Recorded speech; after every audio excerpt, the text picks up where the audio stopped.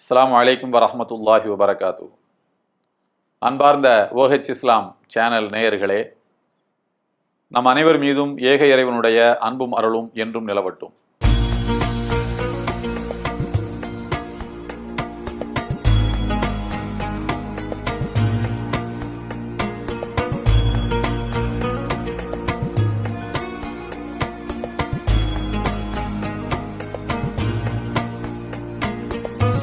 அல்லாஹு அக்பர்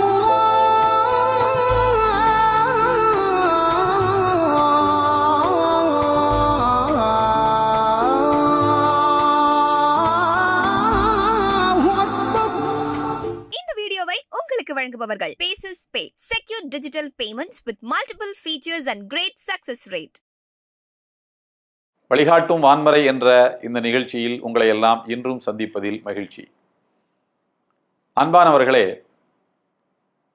அருள்மறையாம் திருக்குரானில் எல்லாம் வல்ல இறைவன் 2வது அத்தியாயத்தினுடைய 67வது வசனம் தொடங்கி சில வசனங்களிலே வரிசையாக இஸ்ரவேல் சமுதாயத்து மக்கள் இறைவனுடைய கட்டளையை எப்படி எதிர்கொண்டார்கள், அதை எப்படி அணுகினார்கள், அதனால் அவர்கள் எப்படி பின்னடைவுக்கு ஆளானார்கள் என்பதை விவரிக்கிறார். இஸ்ரவேல் சமுதாயத்து மக்களில் 12 வகையான பிரிவுகள் இருந்தன. ஒரு நாள் ஒரு பிரிவை சார்ந்த மக்கள் அடர்த்தியாக வாழுகிற ஓர் இடத்தில், ஒரு தெருவில் பிணம் ஒன்று கிடந்தது. அவர் அந்த தெருவில் வாழுகின்ற பிரிவை சார்ந்தவர்களை ஒருவர் அல்ல, வேறொரு பிரிவை சார்ந்த 12 பிரிவில் வேறொரு பிரிவை சார்ந்த ஒருவருடைய பிரேதம், உயிரற்ற உடல், இரத்தம் வழிந்து கொண்டிருக்கும் நிலையில் கிடக்கிறது இன்னொரு பிரிவு மக்கள் வாழுகிற பகுதியில்.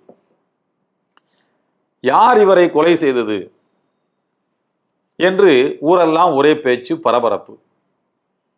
அவர் நம்முடைய மக்கள் வாழுகிற பகுதியில் கொல்லப்பட்டிருக்கிறார் என்றால் இங்கே வந்திருக்கும் போது நம் இனத்தவர்கள் தான் யாரோ அவரை கொண்டிருக்கக்கூடும் என்று மக்கள் பேசிக்கொண்டார்கள்.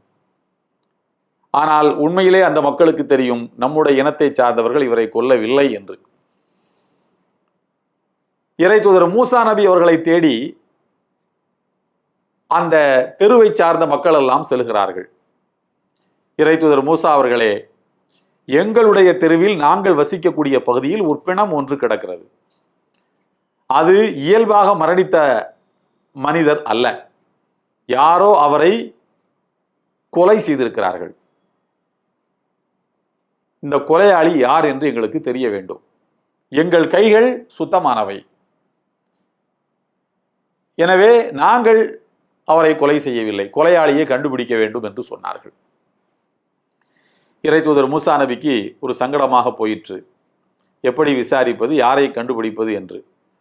உடனே எல்லாம் வல்ல இறைவனிடம் அவர்கள் கையேந்தினார்கள். இறைவா, நான் ஒரு சிக்கலில் மாட்டிக்கொண்டேன், இந்த கொலையாளியை கண்டுபிடிக்க வேண்டும், மக்கள் கொந்தளிப்பில் இருக்கிறார்கள், நீ எனக்கு உதவி செய்வாயாக என்று. எல்லாம் வல்ல இறைவன் இறைத்தூதர் மூசா நபியிடம் சொன்னான், ஒன்றுமில்லை மூசா நபி அவர்களே, நீங்கள் பதற வேண்டாம்.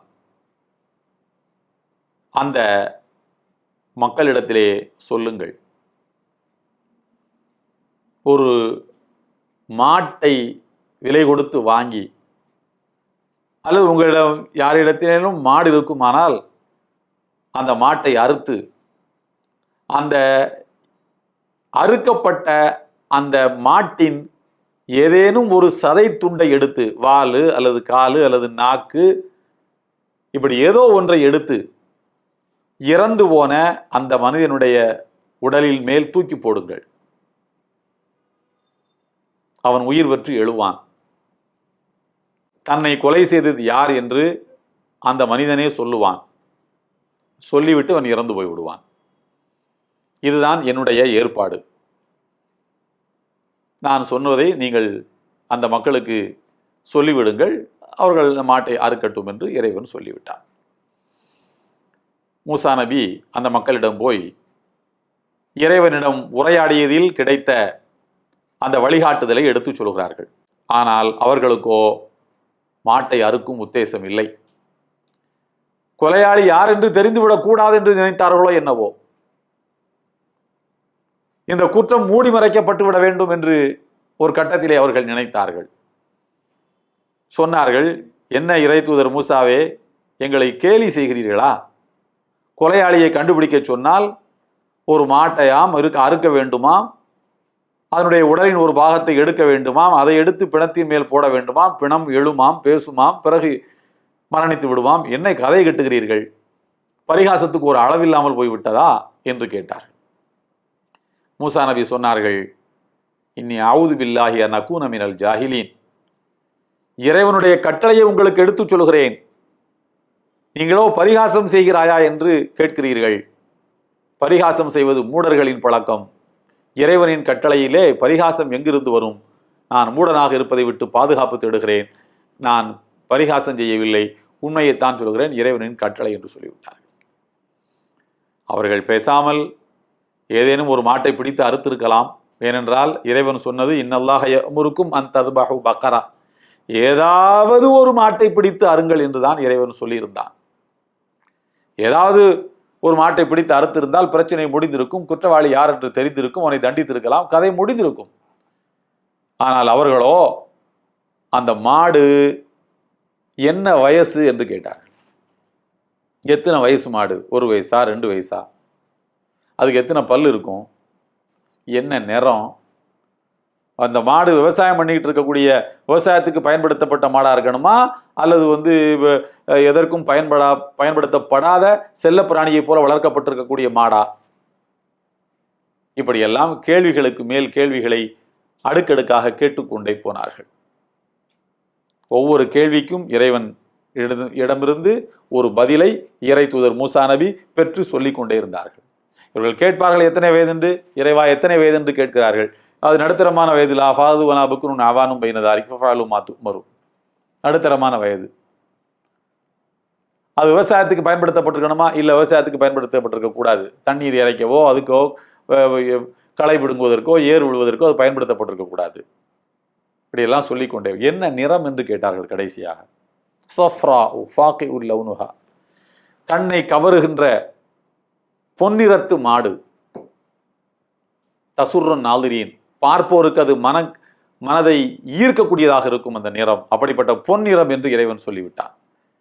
பொன்னிறத்து மாடை எங்காவது நாம் பார்த்துருக்கின்றோமா? ஆனால் இறைவன் சொல்கிறான், பொன்னிறத்து மாடைத்தான் அறுக்கணும். ஊரெல்லாம் அலைந்தார்கள், பொன்னிறத்து மாடை தேடி தேடி அலைந்தார்கள். கடைசியாக ஒரு மனிதனிடத்திலே பொன்னிறத்து மாடு ஒன்று இருப்பதாக இவர்களுக்கு தகவல் வந்தது. இதற்கு மேல் கேள்வி கேட்டால் இறைவன் இன்னும் சங்கடப்படுத்தி விடுவான் என்று பொன்னிறத்து மாட்டை அறுத்து விடலாம் என்று அந்த மனிதனிடத்திலே போய் விலை பேசுகிறார்கள். அவனோ இவர்களால் கொடுக்க முடியாத ஒரு விலையை சொல்கிறான். என்ன விலையப்பா சொல் என்று கேட்டால் அவன் ஒரு வித்தியாசமான பதிலை சொன்னான். அதற்கு, இந்த மாட்டை எதற்கு வாங்குகிறீர்கள்? அறுப்பதற்கு. அறுத்து என்ன செய்ய போகிறீர்கள்? ஒரு குற்றவாளியை கண்டுபிடிக்க போகிறோம். ஓ, அப்போ மாட்டிக்கிட்டானுங்க.